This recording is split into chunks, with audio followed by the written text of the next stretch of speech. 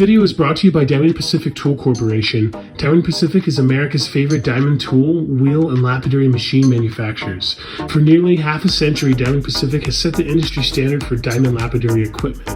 Join the majority of professional lapidaries and choose Diamond Pacific products such as their Nova wheels, Pixie, Genie, and Titan gem makers, as well as the wide selection of other high-quality lapidary diamond products. Check out Diamond Pacific today and find out why they're considered America's premier diamond lapidary tool manufacturers. This is the magma that came out in North America, almost ripped in half a billion years back. You had 200 million years of magma coming out of that rift, and it got so heavy it fell in, and that's what created the whole system that forms Lake Superior. And so where the bubbles cooled, the outside rock there is actually also geologically called greenstone, and that's why it gets so confusing when people talk about greenstone. And that's actually got needles of pumpellyite all through it. But what happened is in some of those pockets, the pumpellyite grew like a geode, where all the needles kind of came together. And that's where you get pieces like this. So you can see the fibrousness of all those needles, and occasionally you see actually a pure piece of it sticking out in the middle there. And so this gives you an idea of what you're cutting. When you're cutting a chlorastrolite, you're actually cutting the outside here and trying to see how far down you got to go to get that pattern to break through, if it breaks through. And then you get all the movement and chatoyancy and everything that you're looking for in the stone. But to get this, they all got to get hammered out of that. Wild. Have you processed quite a bit? I did, let's see, those drums were 5 gallons. I must have done at least about 30 gallons of rock over the last year. Oh, man. So 30 gallons of rock will get you a couple pounds of rough like that, and about 4.5 gallons of gravel. Oh, man. So that's my low end there. Some of that's not chlorastrolite. It's kind of tough to tell until you get working it. So that I'm just calling it a mixed rough parcel. Some of that's going to turn out to be prehnite or some other stuff mixed in there, or chlorite. These guys are the good ones. And all of this stuff has already been tumbled around and worked down, and it got picked out of the drums, so you can see all of them at least have some of the pattern starting on them. What do they call the pattern? It's just, that's what chlorastrolite is. So the mineral itself is pumpellyite, but we call the gem form chlorastrolite. Yeah, it's when it's gem. And originally chlorastrolite was named the mineral thing, and then there was this 70-year debate over whether chlorastrolite is even a mineral or not. And then they eventually named it for Raphael Pompeo, and that's how it got called pumpellyite. So generally, chlorastrolite just gets reserved for pumpellyite with the green color and the chatoyancy that only comes from the Lake Superior region. Oh, wow. And is most of it from Keweenaw area? That's where you can still get it from today, because Isle Royale's a national park. Now, there used to be a lot in the water. I mean, I've got historical records and stuff going back to the 1860s where people would talk about the Ojibwa guys rolling up in their canoe with a little bottle of those guys in mineral oil because they'd pick them out of the water after they found out people liked them. The earliest records go back to about 1657. Father Claude de Blanc from the Archdiocese of Quebec was working the area before he was Father Marquette's superior. And when they were talking to the Ojibwa, they said, where are you guys getting all this copper? Because they thought the copper was important. And they said, well, you get a whole lot of it from Minong, which is what the old name for Isle Royale. And so they went there and they walked the entire perimeter. And he notes, if you follow where he's talking about traveling counterclockwise around the island, he mentions seeing these green stones with an interesting pattern that would probably make good jewelry. And the spot he sounds like he's at is probably right around Rock Harbor, which is exactly where in 1847, I think, C.T. Jackson and Whitney and all of those guys identified it and named it and then took it to the Boston Mineralogical Society, and that's how it took off. So It was a major gemstone until about 1910. I've got the government's gem production records, which are, you know, admittedly self-reported or whatever, but of gem production in the U.S., and it was running pretty even with amethyst, even up to 1890s. Yeah, and for those of you folks that don't know, amethyst used to be a lot more coveted than it is today as a gemstone. Sir. So you think amethyst? What do you mean? I get towers for $4 on Instagram. Sure, but in terms of like production amount and stuff and how much was coming out, there was a lot of it being collected. And probably a lot of that had to do with the copper industry being so big at the time and new stuff coming out of the ground. Because really, the tailing material that you can get this from, it's generally the layer above the copper, because it's very rare to find chlorastrolite and copper in the same host rock. Usually the copper is below it. And so if you can figure out where they, yeah, that's not a chlorastrolite for sure. That might even be, it's not a datalite. It could be a really no, it's gotta be something else. But this is just kind of mixed stuff that came out of there. I know there's some chlorastrolites in there if somebody digs for them, but the good parcels are over there. And this stuff I'm just doing $10 an ounce, whatever people want out of it to take a try. Awesome. And I got a couple little bags of Thomsonite over there. I think I got them at 40 or 50 a bag or something. Yeah, Jen, I'm going to leave that here so you can film it. Oh, thanks, brother. Go through it, and then I'll be back after lunch. Thanks. As you can see, they're all light like that. You didn't make this one? It's really from the 8th. I thought when you had the tag over there, it was just like an example of something you saw. This is actually a rescued piece that was going to get melted in a pawn shop. What? And the dude knew, he was one of the few pawn people who knew what a chlorastrolite was, and he said, somebody's going to rescue this one and pay me more than the melt value.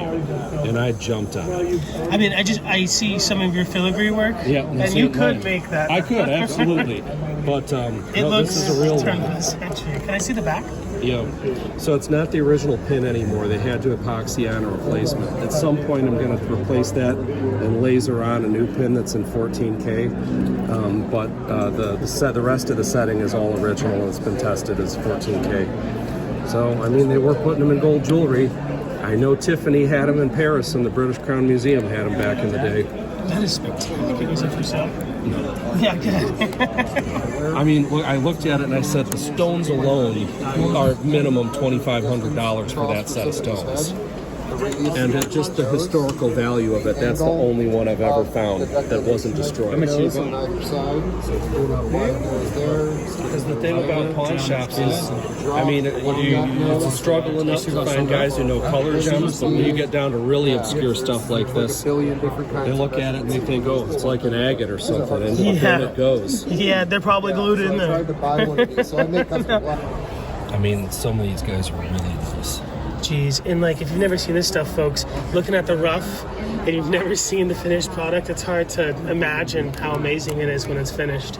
Look at that. It's that movement on the stone that you're really going for. And this stuff, I mean, this isn't a sales pitch, but it's literally going away because the few piles of the tailings that are left, the government's been crushing all of it and using it to line trails.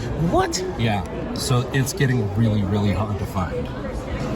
And it's in that position right now where, like, there's not enough people who know about it and want it, and as soon as people realize what it is and start going for it, that's not going to be there anymore.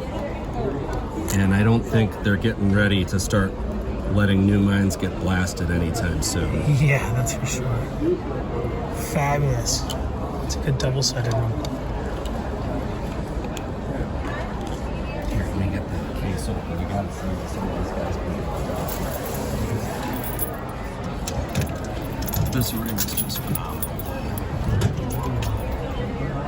Looks like a frickin' dragon egg, man. Oh yeah, look at that. What? Great cut.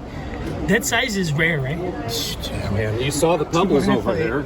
I mean, this is about what you get. And the thing is, anything that's over that size, it's really hard to find full pattern on it, because what's going to happen, and this is what I avoid, you can see a lot of it, it ends up like this, and this is the stuff that I just want to get rid of. It's only got partial pattern. It all breaks apart. So finding something that's actually got full pattern across the stone, that's the hard part. It's got to be full pattern, it's got to be light enough that you can see the pattern and appreciate it, and it's got to move. Man, this is an heirloom. This one's got great movement. Did you cast this? My wife got put that one together. Fabulous. Oh, look at that. I think you sent me a picture when you were making that. No, I think that was this one. Oh, yeah. I love the filigree. Yeah, I mean, they look... I mean, that's why it was always considered a gemstone until everyone forgot about it.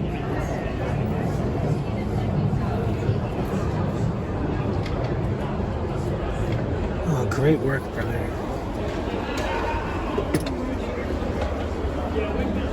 Great photography. You did these? Yep. Yeah, those are all macro shots to let people see what the pattern looks like, because that's the magic, man. There's no other stone that really looks like that.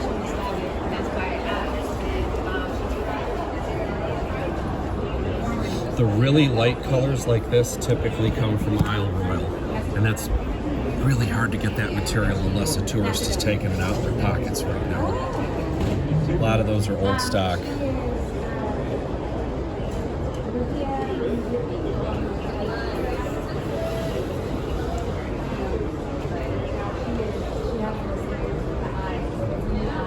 This guy here. Oh, man, that thing is moving.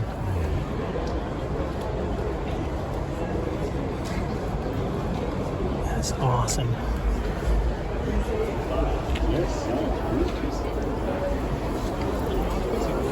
Are there folks out there that have much bigger collections than you? I'm sure there's got to be people out there, but as far as like stores operating, we got a lot. You know, there's so few people willing to put the effort in on finding the stuff and then actually cutting it, and cutting it nice where you got clean stones, you know, where you're willing to say, I know I'm going to send half this guy down the drain pipe, but I want it to be a clean gem. And that's why I try, and when I cut it, I try and cut it like I'm cutting a black opal. And you just get a regular shape if you can, grind everything else off that's no good and send it down the drain. Even if you're going to get a smaller stone, make it a clean stone. Because, I mean, it's a gem. You got to treat it like a gem. You can't. It really wrecks it to take and not treat it like that. You get big pockets of dead stuff all over the middle that just take away from the whole effect. And sure, you can make it weigh a lot, but what's the point? You mentioned, I think you said, hey, look at this stuff that other people are cutting, and I did, and like a lot of people are cutting with imperfections and stuff. Yeah, and it's rough. I mean, I know there's a lot of stuff on eBay that looks like the prices are really good, and sometimes I'll buy it, but I know I got to recut it. I'd rather take it and send half of it down the drain pipe and get a good stone out of it. What is this this pink inside some of them? So in the past, everyone thought those were Thomsonite inclusions. Now I think laboratory analysis has shown it's actually a pink variety of prehnite. Oh, awesome. So most prehnite is green, and I do occasionally find some that got pockets of that in it. Like up there on the first row, fourth column, you can see a green stone that's got shot all through the middle here with green prehnite. But some of those ones with the pink in it, it's also prehnite inclusions. But there's a lot of confusion about identification on that kind of stuff, because Thomsonite is one everyone collects here because you got those cool looking eyeballs and stuff. But most of this stuff all comes from the Minnesota side of the lake. A lot of the Thomsonite that people think they find in the Keweenaw has over time turned out to actually be prehnite. Wild. It looks so awesome. I could see. Oh, check out. That's what I had a jeweler did with one of mine a while ago. What? Yeah. What a monster. Was he was he from up? Oh, she was. Wow. Well, excuse me. was she from up in those parts? No, it was a jeweler in China bought it off me. I like that. So it's getting out there. We used to. Our first shop we had was in Beijing, and I took a whole bunch of Michigan stuff out there because I knew nobody had ever seen it. And there's a lot of cool stuff you can do with those eyeballs. I mean, this kind of looks like a little bit of a stupid owl. Yeah, the derpy owl. I had one that I know another collector bought that it looked exactly like a praying mantis head. It was kind of triangular with two knobby eyeballs going off to the side. Yo. Did it sell? Yeah, no, she bought it. I think she sold it for like $200 or something. I don't know if she ever said it or not. But yeah, I mean, if you're into design, you can do some real fun stuff with those guys. The color is awesome. And if you don't mind me asking, what's your final polish for these things? 14,000 diamond. So just abrasives? Yeah, general abrasives. I think I've tried cerium on it once or twice, and I don't remember it really working out that amazing. But most of these guys here are all finished at 14,000, and that's already a good shine. The trick with Thomsonite, though, it's pretty much the only real gemstone in the zeolite family, and that's crystal specifically. They've got 6 planes of perfect cleavage running through there, so you bring it to the wheel and sneeze the wrong way, and it shears in half. Oh, no. If you hate cutting blue Larimar, this stuff makes blue Larimar look easy. I'm always preaching that stuff is so ridiculously difficult to cut. Well, you know, the only way I've ever found that works, you got to use a soft wheel or like a rubber expander, and you put, you know, like 100 grit belt on there to pre-shape it. Well, you're pre-shaping with the some squish. cushion. You got to have the squish, because if you put it up against steel, it's going to nick it just the right way, and now your Larimar's chopped in half. And I had a lot of these guys where I went and I saw a cool looking eyeball, and I said, oh yeah, I'm going to go for that. And you bring it up, and the eyeball shears right in half. No, yeah. 6 planes of cleavage. Yeah. I mean, I had one comes out, I thought I was going in with an eyeball, and by the time it got done, it looked like a candy corn. Oh, yeah. That guy there, that's a yellow. What makes it yellow? Damned if I know, man. It's like translucent. Yeah. Same with this guy here. It's got translucency to it.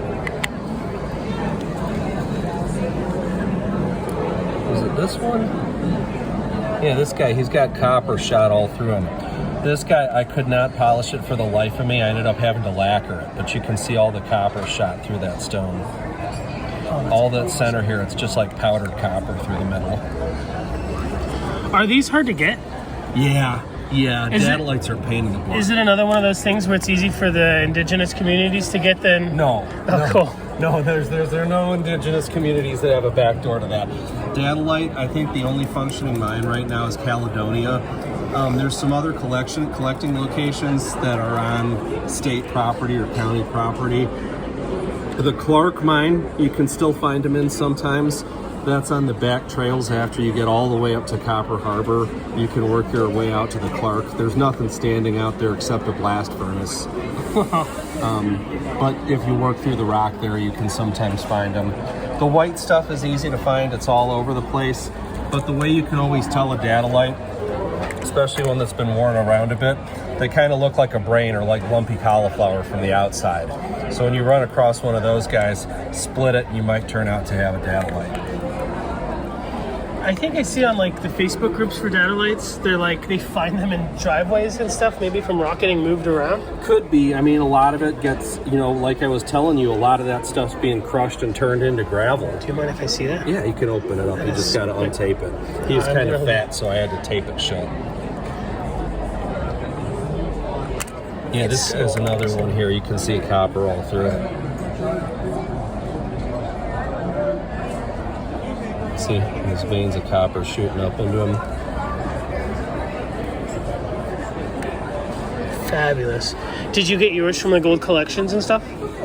I've found some of it because mostly I'm just working for the Chlorastrolite. A lot of this other stuff is like incidental collection, like all my copper nuggets here and stuff. You never know what's going to come out when you start hitting a rock with a hammer.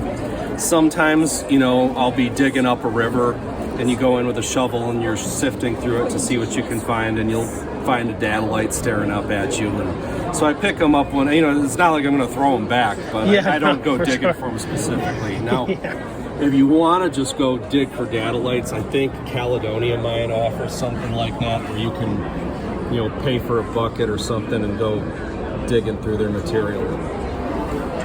You definitely get a better polish on them than I do.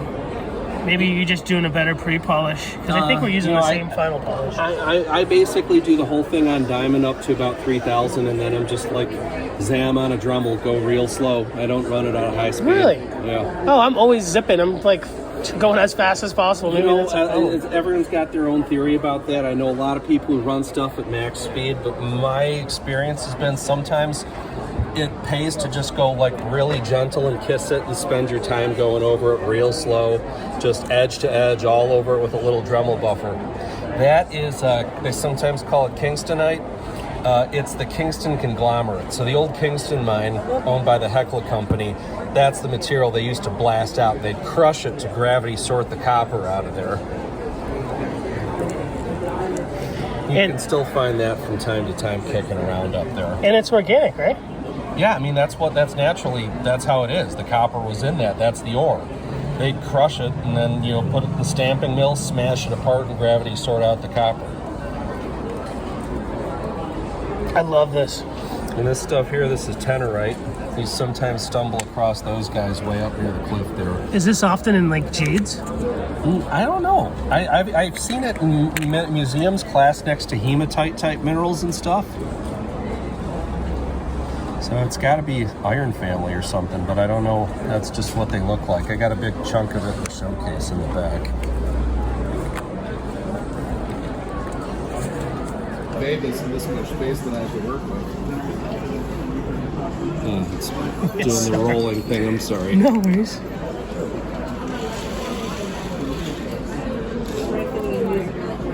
What is the blue? Where's the blue? Is it a tack? Yeah, there's a little piece of fun tack. I think we had it stuck up somewhere before. Yeah.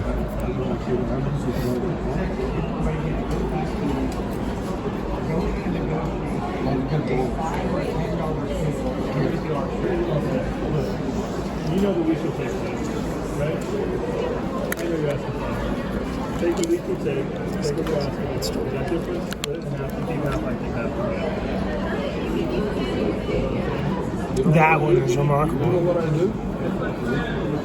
It's just got that one imperfection right there. But it's rare to find them at that size with good pattern all the way over.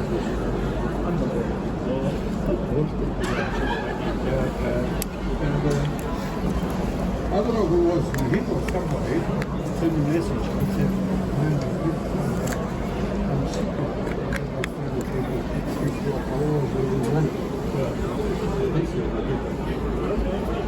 this year I did. I did. Well, because I always come to him first. When I get anything like this on, I come to You know what I did? last year. It's so weird. I mean, just every little chamber, you get that different movement going on. So it makes them fun.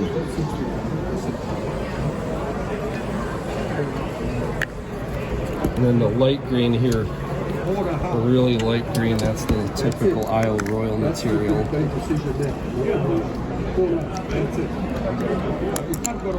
These ones I usually have as ringstones and stuff.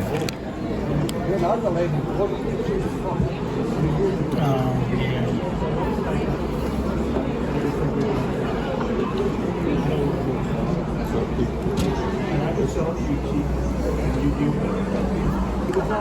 You know what I will do? Those make good ringstones. What I do here,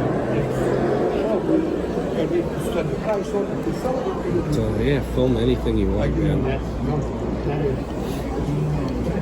Crazy fair. No, that's good.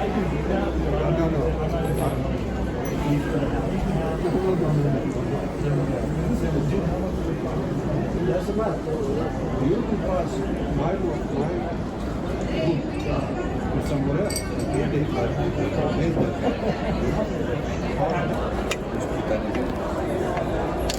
Oh, wow. Finding them with full pattern both sides is real tough.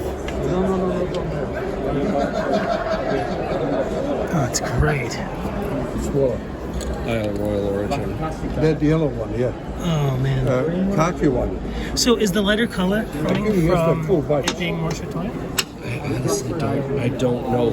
I don't know the chemistry, and I don't know that anyone's done the chemistry on it. No. They go from quite dark to quite light, and that's like the base tone to it. I do know in the 1800s somebody had done thin slices of it and examined it, and they found that when they did thin slices, there was no color. Double check it. So what it might be is that like there's chlorite or something else tied up in the matrix that's giving it the green color, and then something else is causing the shimmer, but I don't know that anyone's ever done enough study on the material in the last 150 years to really explain that. 1, 2, 3, 4, 5. Let me keep him.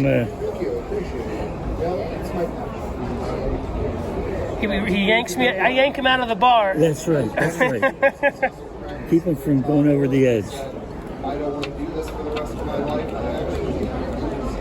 These are the Andamucas, right? Or No, those these are boulders. These are boulders. Okay. I don't think you guys do any You don't Andamucas, right? have any Andamucas? I think Did we you? had one piece a couple years ago, but we don't usually deal with it because most Andamucas treated. I think I saw one crystal piece and didn't even know that it existed until I saw it. It's always weird how they cook it in Coca-Cola. Yeah, that's wow. I love the rind. Yeah, because it's the only thing that gives a contrast. You got to get the sugar into the rock, and then you chuck it in the sulfuric acid to blacken the sugar. Let me. Is this rare?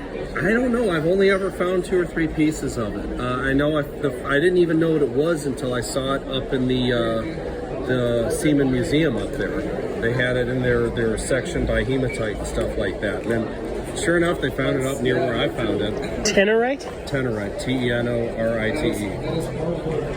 Is it for sale? Not that guy. No, that's my last chunk like that. I've been using him for those camps. It's spectacular. Isn't it fun looking though? And it has. The only thing is the green undercuts. There's no way around that. It's just so much softer than the black part. You know, it's black buffalo horn with boulder opal, filigree work. So I do the filigree that's set in sterling silver.